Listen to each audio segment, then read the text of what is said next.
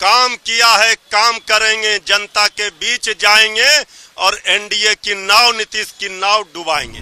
दोबारा जंगल राज में आ जाता, इससे मुक्ति मिली। अब भारतीय जनता पार्टी जंगल राज नहीं आने देगा।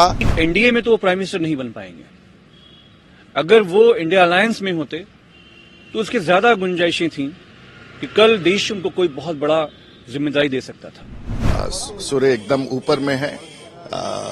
बिहार में जो एक प्रकार से धुंध था वो छट रहा है और जो कुछ बिहार के भले के लिए होगा वही होगा। और बिहार में जंगल राज नहीं बन सके, इसके लिए भारतीय जनता पार्टी के पास जब प्रस्ताव आया तो हम लोगों ने समर्थन का निर्णय लिया। हमारे 15 महीने के क्रियाकलाप और कामों का हिसाब, इनके जितने दिनों के शासन एनडीए के रहे उसमें तराजू में हमारा 15 महीने का शासनकाल भारी है। चाहे शिक्षा के क्षेत्र में हो, रोजगार के क्षेत्र में हो, चाहे स्वास्थ्य के क्षेत्र में हो। जो काम किया है तेजस्वी यादव जी ने, काम किया है काम करेंगे, जनता के बीच जाएंगे और एनडीए की नाव, नीतीश की नाव डुबाएंगे। अगर लालू जी की सरकार तेजस्वी का ताजपोशी हो जाता तो बड़ी कठिनाई होती। मैं बिहार वासियों से इतना ही कहूंगा कि भारतीय जनता पार्टी 2005 तक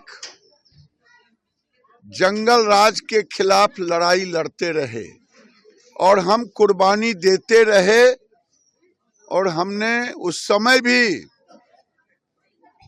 अपने संगठन के बलबूते पर नीतीश कुमार को 2000 से ही मुख्यमंत्री, केवल इसलिए कि जंगल राज से मुक्ति मिले। मुझे अब एक ही चीज का है कि अब इन्होंने दे दिया है।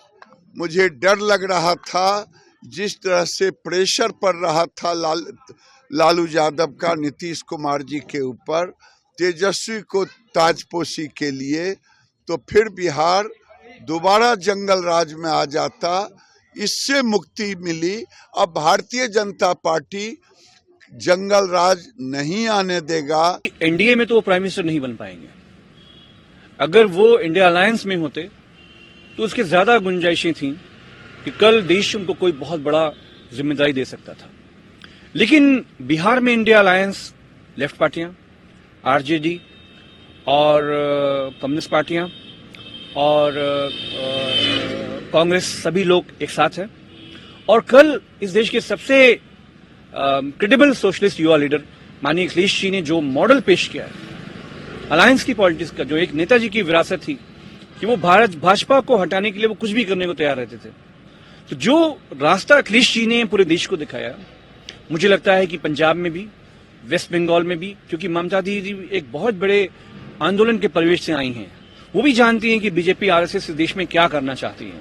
तो सब लोग मिलकर जो रास्ता अखिलेश जी ने दिखाया है, जो दिल बड़ा करके दिखाया है, और सभी लोग चाहते हैं कि बीजेपी आरएसएस का इस देश से पतन हो, खात्मा हो।